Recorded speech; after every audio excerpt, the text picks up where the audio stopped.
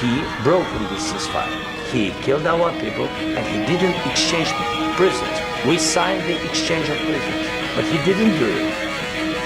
What kind of diplomacy, JD, you are speaking about? What do you mean?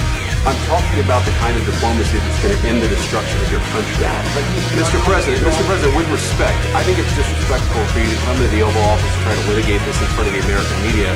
Right now, you guys are going around and forcing conscripts to the front lines because you have manpower problems. You should be thanking the president for trying to bring an end to this conflict. What is the thing that you say the problems we have? I've actually watched and seen the stories, and I know what happens is you bring them on a propaganda tour, Mr. President. Do you disagree that you've had problems bringing people into your military? And do you think that it's respectful to come to the Oval Office of the United States of America and attack the administration that is trying to prevent the destruction of your country? A lot of questions. Let's start from the beginning. Sure. First of all, during the war, everybody has problems. Even you, but we have nice ocean and don't feel now. But you will feel it in the future. God bless. You don't know that. God bless. God bless. You will not you gotta, work. Don't tell us what we're going to feel. We're trying to solve a problem. Don't tell us what we're going to feel. I'm not telling you. Because you're in no position to dictate that. That's exactly what I'm not. You're in no position to dictate what we're going to feel. We're going to feel very good. We're going to feel very good and very strong. You're right now not in a very good position. You've allowed yourself to be in a very bad position, and it happens to be right about from the very beginning of the war. You're not in a good position. You don't have the cards right now. With us, you start having cards. Right now, you're playing cards. You're playing cards. You're gambling with the lives of millions of people. You're gambling with World War III. You're gambling with World War III. And what you're doing is very disrespectful to the country, this country. That's back to you. Far more than a lot of people said they should have. No, in this entire meeting, you said thank you. You went to Pennsylvania and campaigned for the opposition in October. Offer some words of appreciation for the United States of America and the president who's trying to save your country.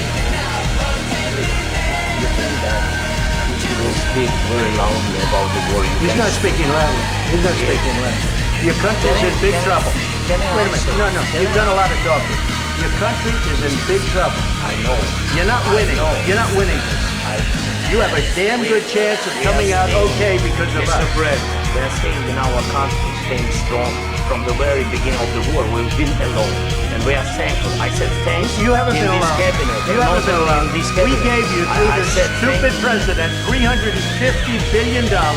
We gave you military equipment, and your men are brave, but they had to use our military. If you didn't have our military equipment, this war would have been over in 2 weeks. In 3 days, I heard it from Putin. In 3 days. This is something maybe less. In 2 weeks, of course, yeah. It's going to be a very hard thing to do business like this. I tell you. Except that there are disagreements, and let's go litigate those disagreements rather than trying to fight it out in the American media. We know that you're wrong. But you see, I think it's good for the American people to see what's going on. I think it's very important. That's why I kept this story so long. You have to be thankful. You don't have the card. You're buried there. Your people are dying. You're running low on soldiers. Listen, you're running low on soldiers. It would be a damn good thing. And then you tell us, I don't want a ceasefire. I don't want a ceasefire. I want to go and I want this. Look. If you could get a ceasefire right now, I think you would take it so the bullets stop flying and your men stop getting killed. Of course, they want to stop the war. But you're saying you don't want a ceasefire. I said to you, I want a ceasefire because you get a ceasefire faster than an agreement. Ask our people about ceasefire, what they think. That wasn't with me. That wasn't with me. That was with a guy named Biden who was not a smart person. That was with Obama. Excuse me.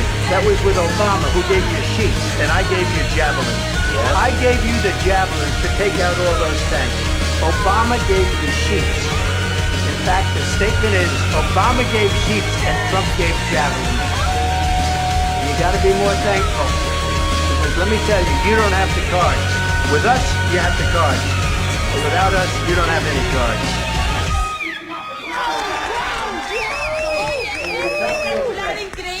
Because the attitudes have to change. Welcome, girls. Bienvenida a tu alfombra roja. Thank you very much for being here. Thank you. What do you think of your fans? They were expecting for you in the airport. What are you saying? Estaban esperando los fanáticos chilenos en el What aeropuerto. What do you obstructive think? brings I honestly didn't even know that What if anyone anything? in Chile What knew if who a we were. bomb drops on your head right now? Okay? What if they broke it? I don't know. They broke it with Biden because Biden, they didn't respect him. They didn't respect Obama. They respect me.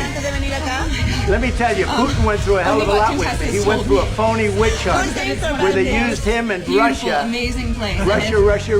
You ever hear that deal? That was a phony Hunter Biden, Joe Biden scam. Hillary Clinton, Shifty Adam Schiff. It was a Democrat scam. And he had to go through that. And he did go through it. We didn't end up in a war. And he went through it. He was accused of all that stuff. He had nothing to do with it. It came out of Hunter Biden's bathroom. It came out of Hunter Biden's bedroom. It was disgusting. And then they said, oh, the laptop from hell was made by Russia. The 51 agents. The whole thing was a scam. And he had to put up with that. He was being accused of all that stuff. All I can say is this.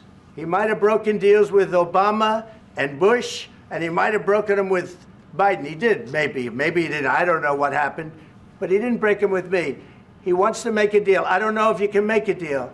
The problem is, I've empowered you to be a tough guy. And I don't think you'd be a tough guy without the United States. And your people are very brave. But you're either going to make a deal or we're out. And if we're out, you'll fight it out. I don't think it's going to be pretty, but you'll fight it out. But you don't have the cards. But once we sign that deal, you're in a much better position. But you're not acting at all thankful. And that's not a nice thing. I'll be honest, that's not a nice thing. All right, I think we've seen enough. What do you think? Huh? This is going to be great television, I will say that. All right. We'll see what we can do about putting it together. Thanks. Guys, let's go. Guys, come on, let's go. We'll see. I don't know. All right, guys. Guys, come on. Please. Hey.